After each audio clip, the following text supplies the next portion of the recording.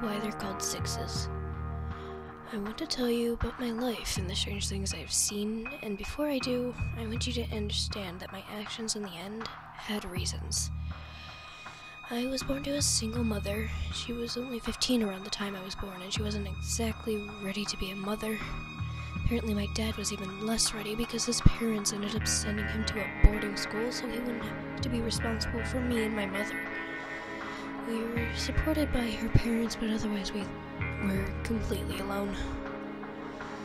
I started discovering my gift when I was about 5 years old. My great-grandmother had passed away. I felt really confused when I walked into the viewing room of a funeral parlor and saw my gran sitting in a chair next to her own casket. At that point, I had already grasped that death meant you were gone forever, and yet there she was. My confusion was overpowered with my relief. Approaching her, she seemed different. They're there, but not quite the same. Like when you're picturing something in your head. Your eyes are open and you're clearly seeing what's in the room, but something entirely different at the same time. She whispered in my ear, kissed my forehead, and disappeared. I walked up to my mom and asked her about the roses in Italy, as Gran had instructed. To this day, I still don't know what that meant, but it was something important enough to make my mother fall to her knees. She held me, and it was the only time that I remember feeling like she truly loved me. As I grew, my gift became a little more apparent.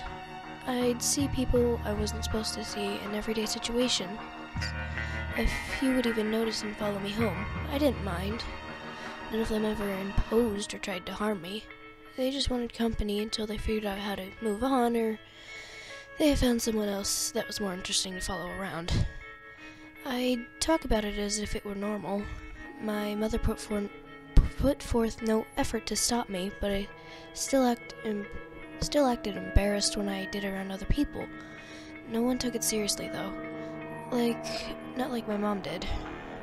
Honestly, I think she feared me for a while. When I was about 8, things changed, and it was all due to my mom meeting a man named Mike. He was lanky and smelled bad and talked too loud. Still, he had a more stable job than my mom did, so she fell right into his lap. He wasn't a horrible guy at first, just kinda greedy. My mom told him about my gift, and he came up with this master plan to use me as a pay pig. Post my name up in the phone books as the world's youngest psychic. I don't know if he even believed my gift was real at first, but he learned otherwise eventually. That's why I started talking to dead people in the living room when I was just beginning to learn multiplication. It was fun at first, but when it wasn't the same old tell my mom I love her bullcrap. There was this case when I was 13 where I was seeing a family who believed the spirit of a 4-year-old girl was haunting their house. They claimed they didn't intend to make the girl leave, they just wanted to learn more about her so they could make her feel more comfortable in their home. When I walked into their house, there was definitely no little girl. There was, however, a gray, non-human entity crouched on their 17-year-old son's back. Its skin looked like paper and its eyes were fully blood red. Came in human-like shape, but it was far from human. These non-humans were something I called sixes. Sixes are souls that were never human. They were created out of pure sorrow and hatred. Their negative emotion embodied into an evil spiritual being. They can project the actions of human spirits to confuse their hosts, make them think that they're just victims of a normal haunting. Human souls cannot hurt you unless they're extremely sinister, like Bundy sinister. Sixes, however, can, along with several other non-human entities. They suck every emotion out of you and radiate so much of their sorrow and hatred until you either kill yourself or commit a crime so horrible that you'll likely get the death penalty. They usually go after evil, corrupt, or just plain miserable people. They were called sixes because you'd usually only last 6 months before you lost it. I think I started resenting my mother when I was 16. I had gotten tired of the job. Everyone in town knew me. All kids at school called me a freak. By this point, my kids started to drink away all the money that people had paid me to tell them that their grandmother loved them or that their dead child was in a better place. He became violent, angry.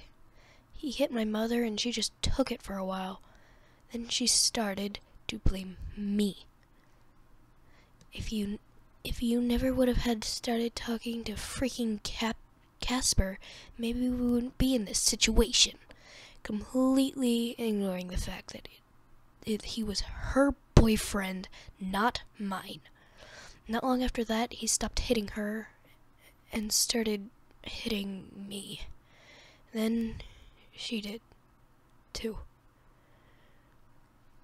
Only months later did I start seeing sixes roaming around whenever my parents were near. I watched this without a word, still allowing them to escort me to jobs.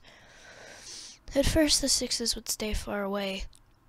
I'd see them out the window across the street, but they crept closer as time went on, very slowly.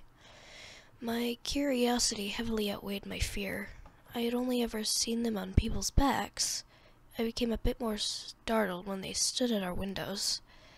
They knew I could see them, but they disregarded me. I said nothing to my mother the day I watched one crawl onto her back and latch its gaping, teethed mouth under her shoulder. I wasn't surprised when I saw another one on Mike's back later that day. I thought about telling Mike and my mother, calling up a specialist to get rid of the sixes that had only just begun to drain my sad excuse for a family. Then I thought about finally being alone, never having to do jobs that they told me to do, never being subjected to a drunken lecture about my responsibility to support my family, never explaining my bruises away to the teachers. So I didn't tell them. I just sat back and enjoyed the show.